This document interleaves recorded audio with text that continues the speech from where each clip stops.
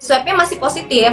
Ya, masih positif. Terus yang membingungkan ada angka CT 30. Kalau puskesmas di tempat saya targetnya adalah negatif. Sebetulnya kapan suami saya bisa benar-benar beraktivitas kembali? Sejak bulan Juli 2020 itu kesembuhan dari COVID ini tidak melihat swab, terutama kalau gejalanya itu tanpa gejala, ringan dan sedang. Itu tidak perlu dilakukan swab berulang. Kalau sudah melewati masa penularan ya, terus sudah melewati gejala yang sudah hilang minimal 3 hari, itu orangnya sudah sembuh. Harusnya begitu ya, dan harusnya tidak harus menunggu negatif. Kenapa? Karena memang PCR ini sangat-sangat sensitif. Alat ini sangat sensitif sampai bisa mendeteksi virus yang sudah tidak menular lagi gitu loh. Makanya kenapa ini tidak boleh dijadikan evaluasi. Yang tadi saya sempat sharing juga ya sama Mas Darto tadi jam 6 tadi tentang ini. Jadi intinya itu kita nggak pernah pakai pemeriksaan PCR untuk evaluasi penyakit apapun ya. Selama saya jadi dokter spesialis penyakit dalam, itu tidak ada yang menggunakan nilai CT ataupun PCR untuk menilai kesembuhan. Ya, ada yang menggunakan PCR tapi yang benar-benar mengukur jumlah virus. Jadi namanya mengukur viral load di dalam tubuh. Nah, itu baru untuk evaluasi. Biasanya pada pasien HIV, pasien hepatitis B, pasien hepatitis C, itu kita lihat jumlah virus yang benar-benar ada di dalam tubuh. Sedangkan nilai CT dan swab ini nggak bisa melihat itu. Jadi tidak bisa digunakan sebagai alat untuk evaluasi kesembuhan. Makanya tidak ideal sekali dan itu bahkan misleading. Akhirnya menimbulkan stigma di masyarakat. Iya, betul. Mbak Citra jadi takut kan mau dekat-dekat suami karena dibilang sibuk. Nah ini maksud saya yang apa namanya yang nggak boleh dibiarkan gitu loh. Karena ini nanti untuk orang-orang awam yang tidak terbiasa dengan hasil PCR, tidak terbiasa dengan nilai CT, akhirnya malah ada dampak psikisnya pasti kayak gitu. Betul. Ya, jadi itu yang memang saya selalu sosialisasikan untuk teman-teman karena ini sebenarnya ilmunya sudah ada, buktinya sudah ada. Jadi tinggal kita berani atau enggak menerima update itu. Kadang kalau kita takut tapi takutnya nggak ada dasarnya, nah itu kan akhirnya malah menimbulkan efek yang nggak baik ya. Jadi kalau kita takut, asalkan itu kita punya dasar, nggak apa-apa. Tapi kalau kita takut tidak ada dasarnya, pokoknya saya nggak yakin, pokoknya saya nggak takut. Nah, artinya saya takut, saya nggak mau, pokoknya harus negatif. Nah, itu kalau tidak ada dasarnya ya jangan gitu. Karena itu nanti hidup orang lain yang dipertaruhkan gitu lah. Kalau saya sih gitu. Karena saya juga penyintas, Mbak. Artinya kalau penyintas ini lebih, biasanya feel-nya lebih dapet. Jadi lebih ngerti apa yang dirasakan oleh penyintas ya. Jadi makanya itu selalu saya sosialisasikan. Jadi kesembuhan itu tidak bisa hanya melihat hasil swab. Sama kayak tadi kita bilang kan, setelah kontak besoknya dia negatif langsung dianggap dia aman. Nah itu sama sebenarnya, nggak boleh kita patokan suatu pemeriksaan karena pemeriksaan itu tetap punya kelemahan ya. Jadi kita dokter itu bukan mengobati hasil lab, tapi mengobati manusia. Itu prinsip saya. Iya kan? Mas kita ngobati, kalau kita ngobatin hasil lab ya diobati sampai negatif. Tapi kan kita mengobati manusia. Ya, manusianya gimana kita lihat kondisinya? Sudah baik kah? Sudah sehat kah? Bagaimana misalnya labnya sudah normal, foto toraknya sudah normal, untuk apa? Benar. Kita bingung dengan hasil positif gitu loh. Karena ini nggak terjadi pada COVID aja Mbak Citra ya. Jadi PCR yang bisa positif lama, ini juga terjadi pada yang lain-lain. Misalnya dulu flu burung ya, flu babi, itu kan juga kita pakai PCR. Itu PCR-nya juga bisa bertahan lama karena memang PCR itu bisa mendeteksi sampai bangkai virus. Jadi nggak cuma pada COVID. Nah, itu memang. Iya, soalnya ini aku rasa permasalahan ini nggak cuma terjadi di keluarga aku aja, karena dok banyak yang curhat juga di DM Instagram aku. Jadi maksudnya gini, mungkin kita menganggap, maaf ya, berhubungan intim antar pasutri itu apaan sih, lagi sakit masih sempet banget. Tapi kan kita balik lagi ke fungsi seks itu sendiri ya, untuk reproduksi, rekreasi, dan relasi. Nah, kadang nih dok, karena kita ngelihat pasangan kita pernah terinfeksi, terus juga statement dari fasilitas kesehatan tertentu bilang belum sembuh karena masih menginduk ke hasil swab yang masih positif itu, sehingga apa? Kita aja yang keluarga sendiri tuh ngelihat dia tuh masih jangan deket-deket dulu, takut masih ditolak gitu loh sama keluarga sendiri, kan sedih ya. Makanya akhirnya saya kemarin ini dok nggak puas sama jawaban dari fasilitas kesehatan ini, saya akhirnya cari fasilitas kesehatan lain. kita radiologi ulang, tes CRP ulang, tes darah ya ada CRP juga apa, sampai dokternya ini mah udah sembuh. Jadi begitu dokter ngomong kayak gitu, kita juga puas dan tenang karena itu akan mempengaruhi banget aktivitas harian kami, masalahnya gitu. Ya, Nah, benar. oke dok, kita akan coba, waktunya memang sedikit lagi, cuma kita akan coba tanya jawab ke pertanyaan netizen, boleh ya dok? Oke, siap. Ini deh, sebenarnya tadi udah dibahas, tapi nggak apa-apa untuk memperjelas. Sulit Ya. sekali isoman di kawasan padat penduduk yang rumahnya mepet-mepet, baiknya gimana dok? Gitu. Ya, memang kalau tidak memenuhi syarat, ya idealnya memang kalau bisa jangan isoman di rumah. Kalau memang mau melindungi keluarga ya, kan sekarang banyak fasilitas dari pemerintah ya, atau mungkin kerjasama dengan tempat penginapan atau apa itu lebih baik ya. Tapi kalau terpaksa sekali dilakukan ya mau gimana lagi, cuman tetap harus konsisten. Artinya kalau jaga jarak ya jaga jarak beneran. Cuman ya itu tadi kayaknya sulit. Apalagi kita punya anak kecil kan nggak mungkin kan kita melarang anak itu untuk jangan deket-deket papa, jangan deket-deket mama, nggak mungkin juga. Jadi makanya kalau memang tinggal di rumah yang tidak atau di kawasan yang tidak memenuhi syarat, lebih baik kita mengungsi dulu. Jadi kita kayak berkorban lah ya, tapi demi keamanan lingkungan kita dan keluarga kita itu nggak masalah sih. Oke. Nah ini ada pertanyaan lagi nih dok nih, yang punya bayi. Ini pertanyaannya sambil saya modifikasi, gak apa-apa ya dok? Ini kan seberapa besar kemungkinan bayi menulari orang dewasa dan sebaliknya? Tapi aku pengen Bu Dokter Ning bisa nggak sampaikan pentingnya peranan ASI untuk bayi khususnya di masa pandemi ini dok? Oke, betul. Jadi gini ya, kalau ASI, jadi kalau kita misalnya sakit entah kita atau bayi kita, itu kalau dari pedoman WHO ya, itu tidak disarankan untuk berpisah sebenarnya, kecuali ibunya kondisinya berat atau bayinya kondisinya berat dan harus dirawat intensif. Tapi kalau misalnya kondisinya ringan, itu ternyata dari pertimbangan para ahli ya, itu kalau memisahkan anak dan ibu ini atau tidak memberikan ASI, itu resiko ke depannya itu jauh lebih besar dibandingkan resiko terkena COVID itu sendiri.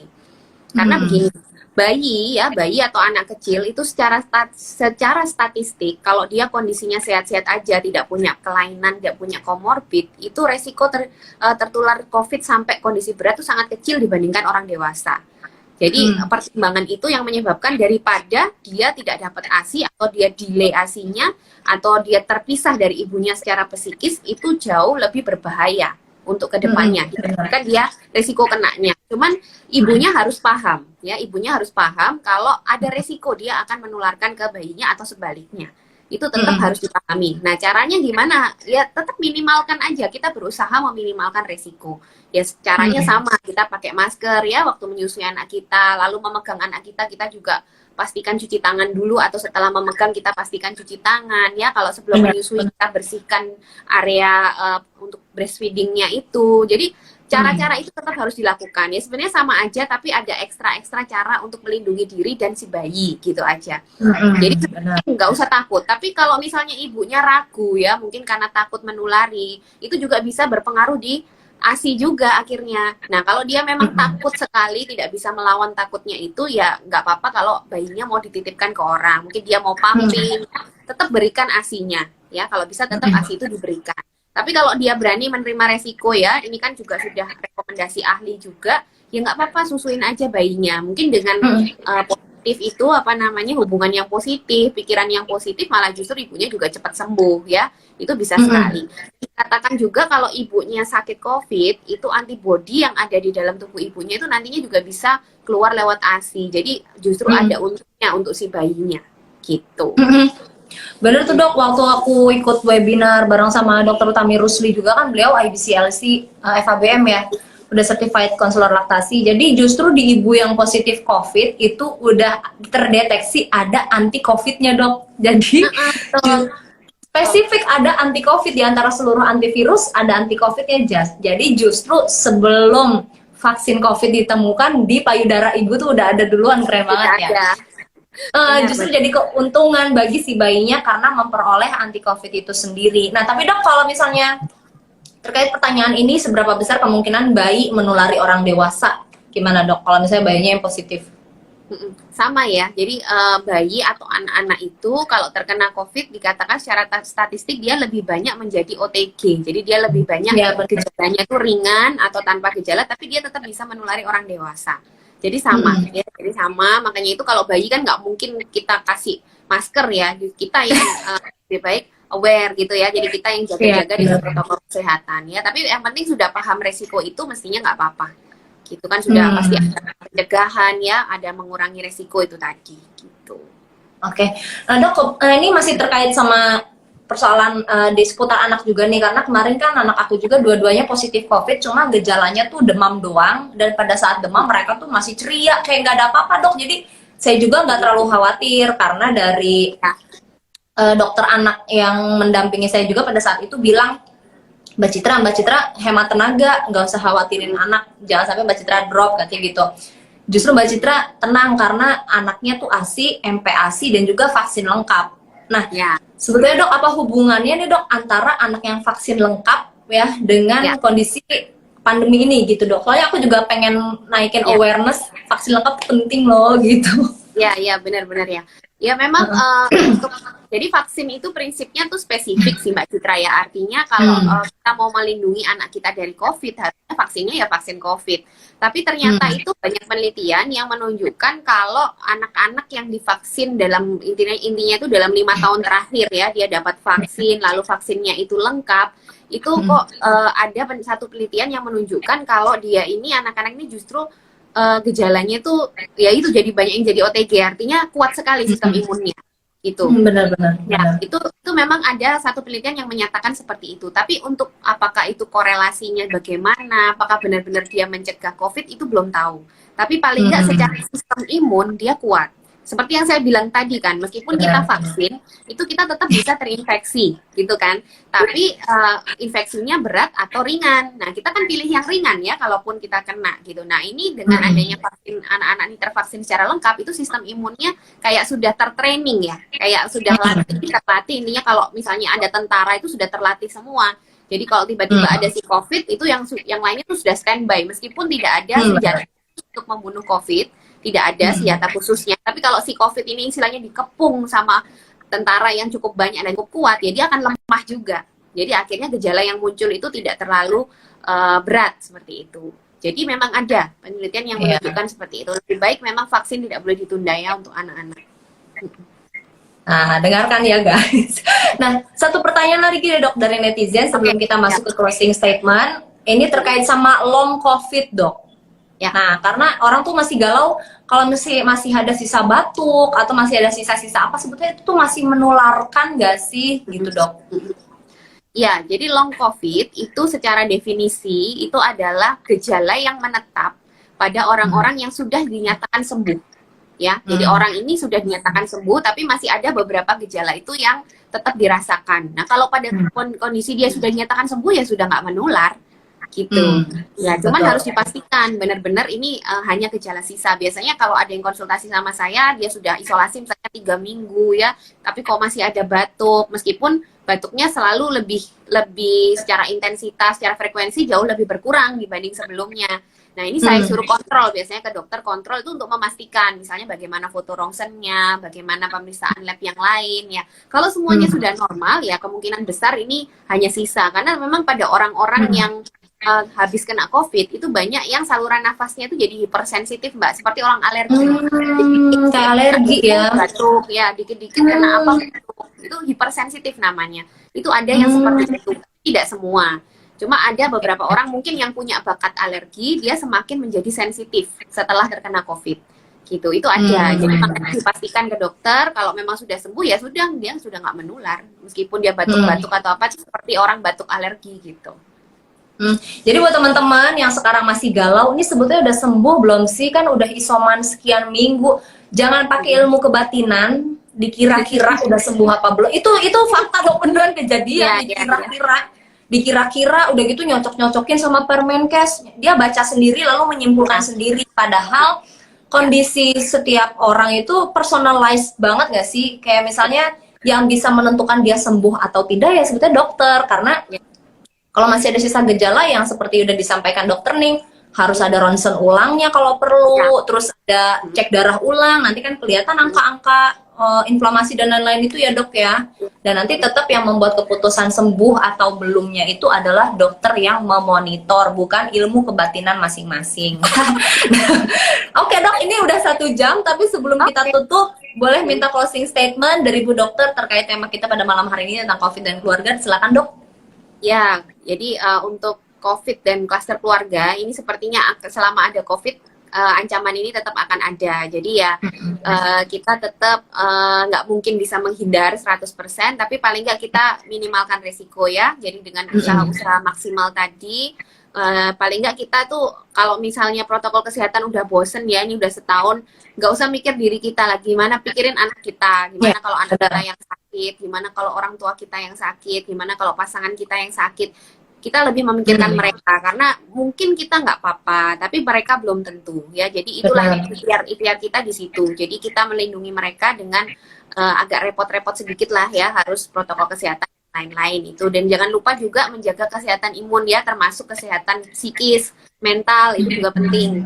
Ya sekarang sudah banyak yang terjadi pandemic fatigue ya namanya Mbak. Jadi sudah ada jenuhan ya di masyarakat terkait COVID ini, ya itu makanya kesehatan mental harus tetap dijaga. Ya gitu aja sih pesan saya. Pokoknya hati-hati, keluarga itu adalah harta yang paling berharga. Jangan sampai kita menyesal hanya karena istilahnya kita jenuh langsung kita pengen pokoknya aku pengen senang-senang cuman sebentar aja, tapi nanti nyesal di belakangnya, itu jangan ya. Jadi lindungi keluarga kita. Saya selalu prinsip juga seperti itu. Wah. 1 tahun ini saya udah gak kemana-mana loh Mbak Citra, maksudnya dulu sebelum pandemi hampir berapa minggu sekali atau seminggu sekali saya ajak anak saya ke mall ya, jalan-jalan ya. Iya, sekarang udah nggak pernah. Anak-anak saya itu 1 tahun dan nggak pernah keluar sama sekali. Kalau saya masih keluar mungkin kalau harus ke supermarket ya harus tetap keluar, tapi anak-anak sama sekali nggak. Cuman ya alhamdulillah selama ini mereka di rumah juga enjoy aja sih. Itu tergantung kita sebagai orang tua juga menciptakan suasana ya di Suasana. apa. Tapi kalau anak-anak tuh yang penting mereka ngelihat orang tuanya tuh buat mereka tuh kayak udah cukup gitu dok. Justru ya, orang tuanya nih yang nggak ini orang tuanya juga kecentilan. Justru orang tuanya yang kadang itu nggak betah, aduh pengen keluar, aku pengen jalan-jalan gitu. Tapi anaknya tuh sebenarnya nggak. Saya lihat anak-anak saya juga kayaknya nggak ada yang nanya, mah kok kita nggak pernah keluar, nggak ada yang nanya juga tuh. Padahal ya mereka di rumah mainan sama kakak adiknya ya udah seneng gitu. Kayaknya nggak ini deh, mereka nggak pernah menanyakan itu ya nggak sih Mbak? Bener, nggak pernah nanya kok, nggak pernah jalan-jalan ke mall apa, malah emaknya yang centil gitu. Ya benar. Cuma kalau kita ya beralasan lah kan keluar harus belanja kadang ya, baju anak-anak nggak cukup dok, setahun loh di rumah baju anak-anak udah pada ngaku. Ya kalau itu kan memang ada kepentingan, kalau keluar ada kepentingan. Oke. Berarti baiklah, aku harus riset ulang waktu quality time bersama suami ya, cari tempat yang sepi kalau perlu yang nggak ada orang sama sekali, tapi itu kan kurang mobilitas, gimana caranya tuh. Thank you ya Dok Ning buat sharing sama-sama. Mohon maaf untuk segala kekurangan, dan untuk para audiens yang udah menyimak live pada malam hari ini juga thank you banget. Kalau ada yang ketinggalan, live ini nanti akan di save di Instagram @olflove. Thank you Dr. Ning. Sehat selalu dan sukses selalu. Tetap semangat mengedukasi COVID. Oke, see you. Ya, dadah, selamat malam. Assalamualaikum warahmatullahi wabarakatuh. Waalaikumsalam.